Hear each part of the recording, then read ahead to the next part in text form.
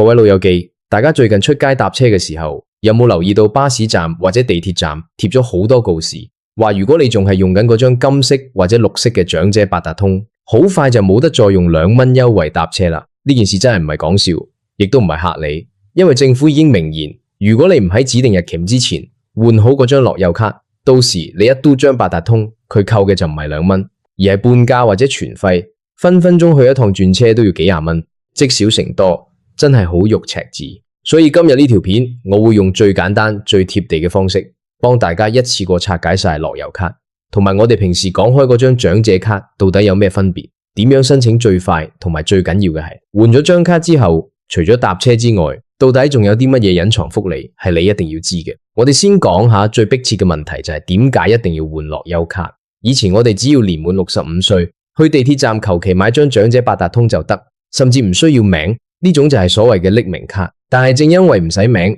政府發現原來有好多未夠歲數嘅人，或者係一啲遊客，甚至係一啲想搏亂嘅後生仔，偷偷地用呢啲長者卡嚟搭車，搞到政府每年要補貼好多錢落去。為咗防止呢種濫用情況，政府就規定由2024年8月25號開始，所有60歲或以上嘅香港居民一定要用印有個人相片同埋姓名嘅樂悠卡，先可以繼續享受2蚊乘車優惠。換句話講，如果你仲拎住舊嗰張唔係樂悠卡嘅長者八達通，到時你就算已經80歲、90歲都好，部機都唔會俾2蚊優惠你。大家一定要記住呢個日子，就係2024年8月25號。如果你仲未申請，真係要嗱聲啦。申請方法其實好簡單，主要有3個途徑。第一，如果你同啲仔女住，或者你自己識用手機，最好就係下載個八達通手機應用程式，即係我哋成日講嘅 Octopus App。喺個程式入面，你可以直接影張相，上載你張身份證，填返啲基本資料，大約4個禮拜之內，張卡就會直接寄到去你屋企門口，連門口都唔使出。第二個方法就係郵寄申請，你可以去各大地鐵站嘅客務中心、民政事務處或者係長者地區中心攞份申請表格，填好晒資料，貼返張彩色近照，再加埋身份證副本，放入隨標附送嘅免郵費信封，寄出去就得。第三個方法就係，如果你真係唔識填，又或者怕搞錯，可以直接去返一啲長者中心，嗰度通常都有義工或者職員可以幫到你手。講到呢度，可能好多老友記會問，我明明已經有一張長者卡啦，點解又要多一張樂悠卡呢？係咪2張嘢一樣搞？呢個就係好多人最容易混淆嘅地方。大家要分清楚，我哋而家講緊嘅係2樣完全唔同嘅嘢。第一樣係由勞工及福利署發出嘅長者卡，即係嗰張金色，上面印住你個樣，細細張好似身份證咁嘅卡。而第二樣就係由八達通公司發出嘅樂悠卡。長者卡嘅申請門檻係65歲，佢嘅主要功能係證明你嘅長者身份。等你喺去一啲鋪頭買嘢、去酒樓飲茶或者去主題公園嘅時候，可以攞出嚟攞折扣優惠。例如你去海洋公園出示長者卡可以買到平飛，你去一啲連鎖快餐店，例如大快活或者大家樂，朝早或者下晝茶時段出示長者卡，通常可以減幾蚊或者送杯咖啡茶。但係呢張金色嘅長者卡本身係冇儲值功能嘅，你唔可以用佢嚟搭車。而樂悠卡呢，佢嘅申請門檻係60歲。換言之，如果你而家係60歲至64歲，你係未可以申請金色長者卡嘅，你只可以申請樂悠卡。咁樂悠卡嘅功能就勁啦，佢結合咗身份證明同埋電子支付2大功能。喺60至64歲呢個階段，你手上唯一可以證明你係長者，可以攞2蚊搭車優惠嘅工具，就係呢張樂悠卡。而當你到咗65歲之後，你雖然可以申請埋張金色長者卡，但係搭車嗰陣，你依然要用反樂悠卡先有2蚊優惠。所以簡單嚟講，樂悠卡係用嚟搭車同埋俾錢嘅，長者卡係用嚟攞鋪頭折扣嘅。如果你已經65歲，最好就係2張都袋埋喺身，咁就萬無一失啦。既然講到福利，我哋就一定要深入講下，攞住呢2張卡到底有乜嘢住數係你平時可能會錯過咗嘅。首先講下搭車，除咗2蚊搭巴士、地鐵、渡輪、電車同埋大部分嘅綠色專線小巴之外，其實仲有啲細節位大家要注意。例如而家好多巴士都有分段收費，如果你係用樂悠卡搭車，雖然本身已經係2蚊，但如果你嗰程車本來就有分段收費，記得落車嗰陣都要喺前門或者指定位置再拍多次卡，咁樣可以幫政府慳返啲補貼，亦都係一個良好嘅搭車習慣。另外大家要留意，某啲紅色小巴或者村巴如果佢哋冇參加政府個計劃，你用樂悠卡都係要俾全費險。所以上車前最好睇清楚車頭有冇貼住個2蚊優惠嘅標誌。再嚟就係醫療方面嘅福利，當你年滿65歲，除咗長者卡之外，你仲會享有醫療券。目前政府每年會發放2000蚊嘅醫療券落你張身份證度，上限可以累積到8000蚊。呢啲醫療券可以用嚟睇私家醫生、睇中醫、睇牙醫，甚至係做視力檢查、買眼鏡或者做物理治療都得。大家要記得，呢個醫療券係唔需要另外申請卡嘅，只要你年滿65歲，去到嗰啲有貼住醫療券標誌嘅診所，出示你張身份證就得。而且而家醫療券仲可以喺大灣區某啲指定醫院用添。對於一啲成日返大陸探親或者居住嘅老友記嚟講，真係方便咗好多。講完醫療，我哋講返啲日常食飯買嘢嘅優惠。如果你係65歲以上，攞住張金色長者卡去一啲連鎖超市，好似百佳或者惠康，通常喺指定嘅日子，例如逢星期三，買佢哋嘅自家品牌產品會有9折優惠。去萬寧或者屈臣氏，亦都會有特定嘅長者日，買嘢有折扣之餘，仲可以賺積分。至於食嘢方面，美心、大家樂、大快活呢啲大型連鎖快餐店，通常都有長者卡優惠，有啲係直接減2蚊，有啲係買餐送嘢飲。雖然錢唔多，但係日日都要食，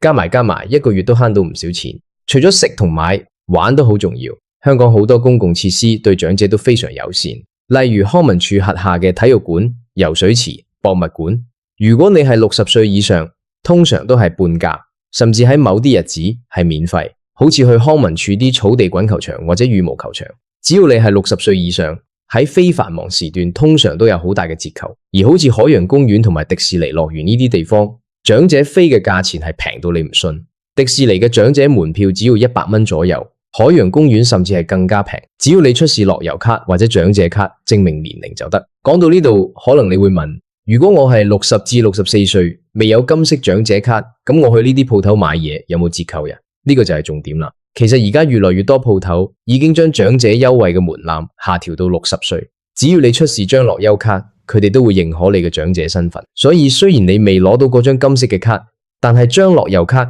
其實已經幫你開啟咗大部分嘅折扣大門。不過喺申請或者用呢啲卡嘅時候，有幾點係我一定要提大家，唔係嘅話分分鐘會好麻煩。第一點就係關於樂悠卡張相，大家申請嘅時候，張相一定要清晰，最好係近半年影嘅，千祈唔好隨便攞張20幾年前嘅後生相去申請，因為如果地鐵站或者巴士上面嘅查票員發現你個樣同張卡上面差太遠，佢哋有權懷疑你係盜用人哋張卡，到時要罰錢，甚至要告上法庭就麻煩啦。第二點係關於張卡嘅餘額，樂悠卡雖然搭車係2蚊，但係如果你張卡入面冇錢，即係負錢嘅話，你係入唔到閘嘅。所以大家要養成定期增值嘅習慣。我建議老友記可以去銀行搞個自動增值，咁樣你就唔使次次都去部機或者去便利店排隊增值。萬一唔記得咗，入錢都唔怕尷尬。第三點，如果唔好彩唔見咗張卡點算好？呢樣嘢好緊要，因為樂悠卡係個人化八達通，上面有你嘅資料。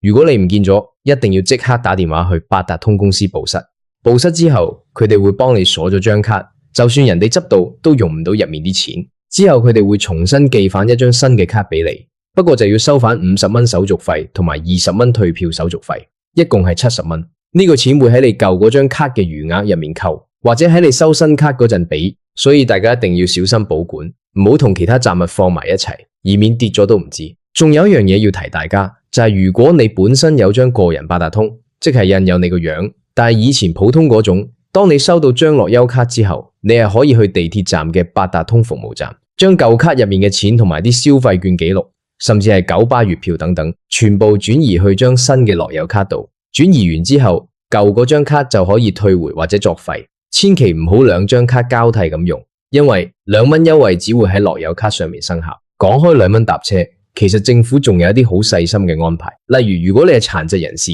本身用緊殘疾人士身份個人八達通，你係唔需要換樂悠卡住嘅，你可以繼續用你手上嗰張卡去享受2蚊優惠。但如果你到咗60歲，我就建議你都係換返張樂悠卡，因為咁樣喺身份識別上會更加統一。好多老友記可能會擔心話，哎呀，我咁老先嚟學用呢啲新嘢，會唔會好難呀？其實大家真係唔使驚，香港政府同埋八達通公司為咗推行呢張樂悠卡，做咗好多支援工作。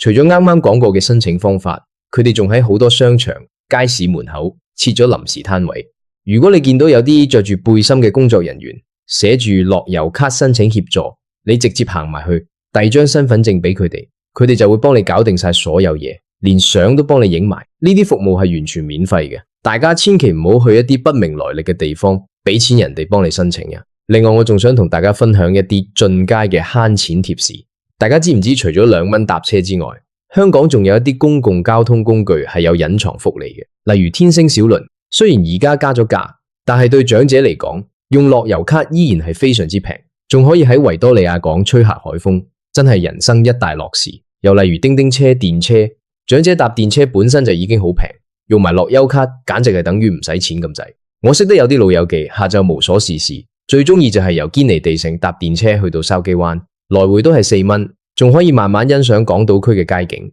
呢啲就係我哋香港長者專享嘅福氣。仲有啊，大家平時去銀行或者去公營機構辦理手續嘅時候，記得都要帶埋張長者卡。雖然而家好多嘢都電子化，但係喺香港尊重長者係一個好傳統，好多銀行都有長者優先櫃位。如果你攞住張長者卡，唔單止辦理業務可能會快啲，有啲銀行甚至會豁免你一啲戶口嘅最低結餘要求或者手續費。呢啲雖然唔係直接俾錢你，但係幫你慳咗嘅時間同埋煩惱，其實都係一種福利。講翻轉頭，點解政府要喺2024年咁急住要大家換卡呢？其實呢個同智慧城市嘅發展都有關。政府希望將所有長者嘅福利慢慢整合埋一齊。未來或者有一日，你攞住呢張樂悠咭，唔單止可以搭車買嘢，可能仲可以攞嚟做圖書館借書證，或者係喺公立醫院登記嗰陣用。所以呢張卡唔單止係一張交通卡，佢更加係你喺香港生活嘅一張全能通行證。講到呢度，我再幫大家總結一次最重要嘅資訊。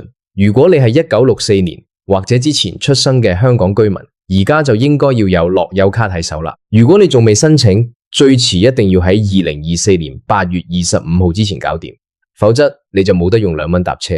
申請嘅時候記得準備好身份證同埋一張靚靚嘅相片。如果你已經65歲，除咗樂悠咭，記得都要申請埋嗰張金色嘅長者卡，因為去酒樓、去鋪頭買嘢，嗰張卡先係你攞折扣嘅王牌。另外，大家要注意，申請樂悠咭係唔需要俾錢嘅，除非你是保領，政府會資助你第一張卡嘅20蚊行政費。如果你收到啲電話話要你俾錢先幫你申請，或者問你攞銀行戶口密碼，咁一定係騙案，千萬唔好信。我哋香港嘅長者福利係好透明嘅，絕對唔會要你喺電話入面俾錢。除咗香港本地嘅優惠，我仲想同大家提提大灣區嘅生活圈。而家越來越多香港長者會去深圳、珠海玩，甚至長住。大家要知，深圳對長者搭車都有優惠，雖然唔係直接用呢張樂悠咭，除非你嗰張係跨境八達通，但係只要你出示香港身份證或者相關證明，喺深圳搭地鐵同埋巴士，年滿60歲通常都係免費點。呢樣嘢好多人都唔知，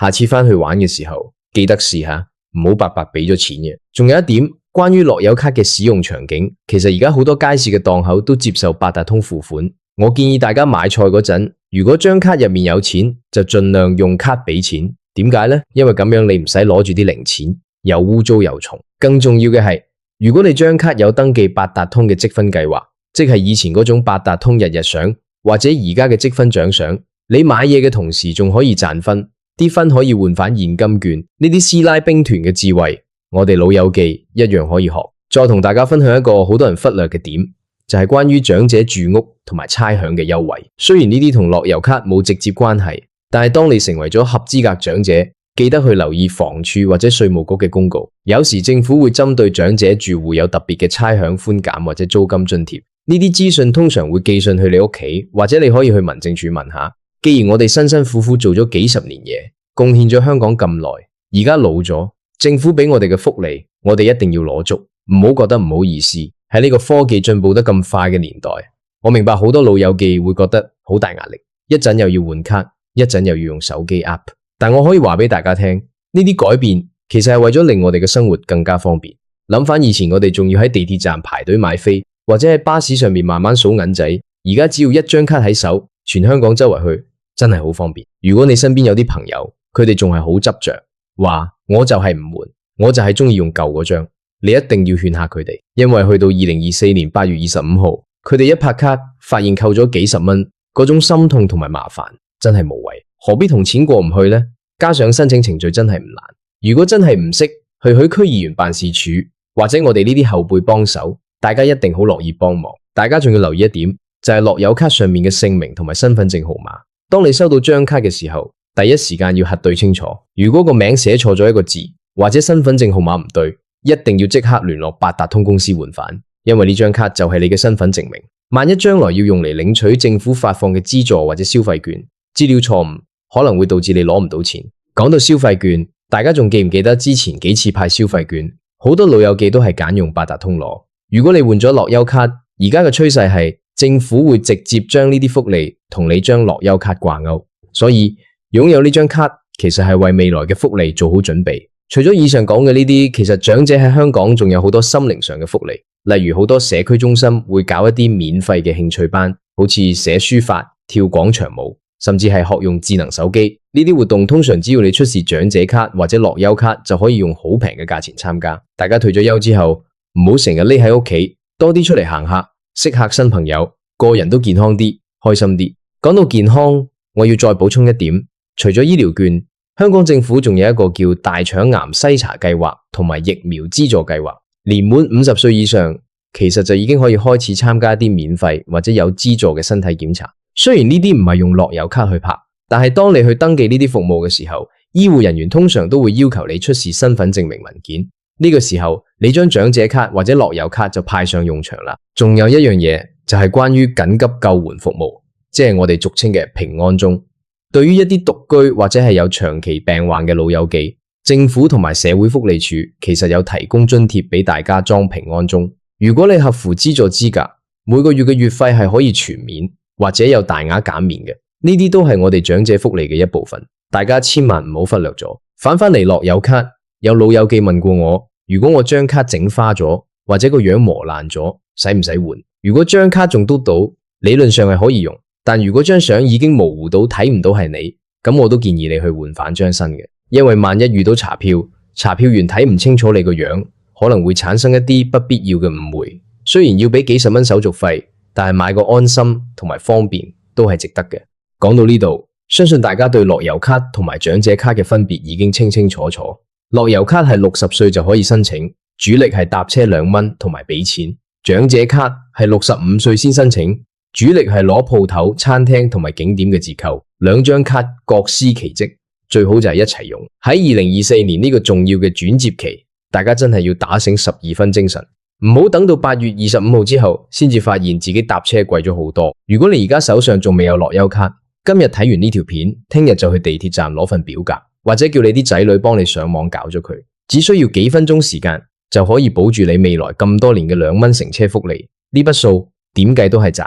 最後想同大家講，福利雖然好，但係最緊要都係身體健康。有咗呢張樂悠咭，2蚊就可以去到香港咁多好地方，趁住仲行得走得，多啲出去行下山睇下海，去下啲未去過嘅公園。香港雖然細，但其實有好多好靚嘅地方，好似大埔嘅海濱公園、西九龍嘅文化區，甚至係搭船去離島行下，呢啲都係非常之好嘅消遣方式。而且如果你係用2蚊搭車，你嘅生活成本就會大大降低。就算每日都出去行一圈，一個月嘅交通費都係幾百蚊，真係非常之划算。另外，大家一定要記住，樂悠咭係唔可以借俾人用曳，就算係你嘅親生仔、親生女，佢哋未夠歲數都唔可以用你張卡，因為呢個係政府俾長者嘅專屬福利。如果被發現借俾人用，唔單止你會被取消福利，借卡嗰個人仲可能會被控告詐騙。所以呢張卡一定要卡不離身，亦都唔好隨便借俾親戚朋友，以免好心做壞事。